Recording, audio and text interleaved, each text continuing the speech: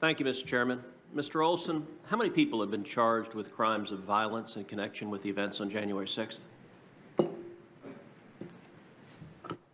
Senator, I'm not sure exactly how many have been charged with crimes of violence. I know that there are many. How many have been charged with nonviolent crimes?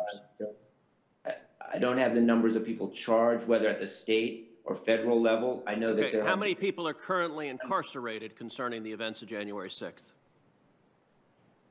I don't know the number of people incarcerated. Again, I know that okay, let me ask you that. Look, we've limited time, so I don't want you to filibuster. You either know the answer or you don't. How many people have been placed in solitary confinement concerning the events of January 6th? I don't have any information about that, Senator. You know, Mr. Olson, I will say it was sad. Senator Lee just asked you about this. Back in June of 2021, Senator Lee and I and two other senators sent a letter to the Department of Justice asking these questions, asking about the differential prosecutions. Let me ask you, during 2020, Black Lives Matter and Antifa riots all across the country, there were over 700 police officers injured by Black Lives Matter and Antifa riots. How many people have been charged with crimes of violence concerning those riots all across the country? I don't have information on how many. I would say, you know, hundreds of people have been charged, as Ms. Sanborn. You would say, but you don't know. You know, when we asked you why the Biden Department of Justice has such wildly disparate standards, going after January 6th, targeting some people who committed crimes of violence, and anyone who commits crimes of violence should be prosecuted, but also targeting a lot of nonviolent individuals, we asked you, why is it that you won't target the rioters and terrorists who firebomb cities across this country?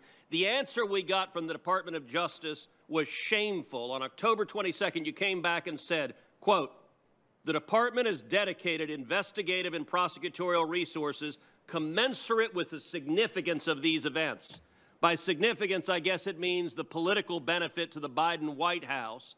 And I will tell you, there are a great many Americans who are understandably deeply concerned about the politicization of the Department of Justice under President Joe Biden.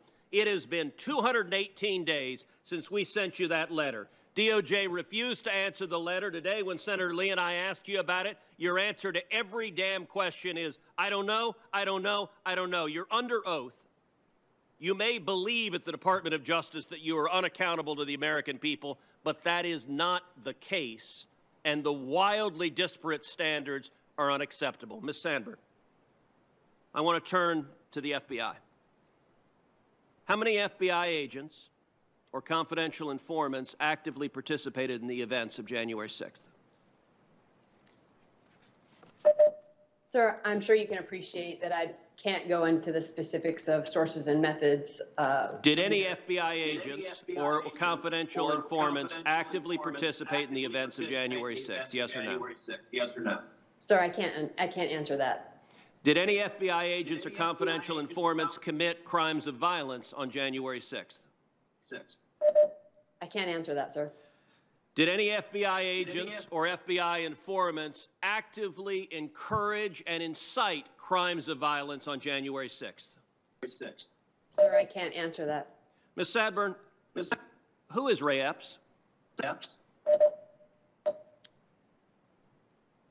I'm aware of the individual, sir. I don't have the specific background to him. Well, there are a lot of people who are understandably very concerned about Mr. Epps. On the night of January 5th, 2021, Epps wandered around the crowd that had gathered, and there's video out there of him chanting, "Tomorrow, we need to get into the Capitol, into the Capitol." This was strange behavior, so strange that the crowd began chanting, "Fed, Fed, Fed, Fed, Fed, Fed." Ms. Sandburn, was Ray Epps a Fed? Sir, I cannot answer that question.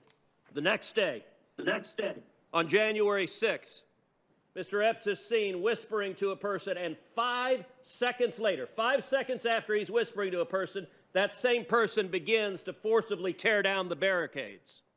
Did Mr. Epps urge them to tear down the barricades?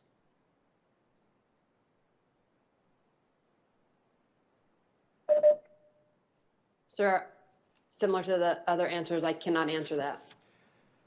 Shortly thereafter, the FBI put out a public post seeking information on individuals connected with violent crimes on January 6th. Among those individuals, in the bottom there, is Mr. Epps. The FBI publicly asked for information, offering cash rewards for information leading to the arrest. This was posted, and then, sometime later, magically, Mr. Epps disappeared from the public posting. According to public records, Mr. Epps has not been charged with anything. No one's explained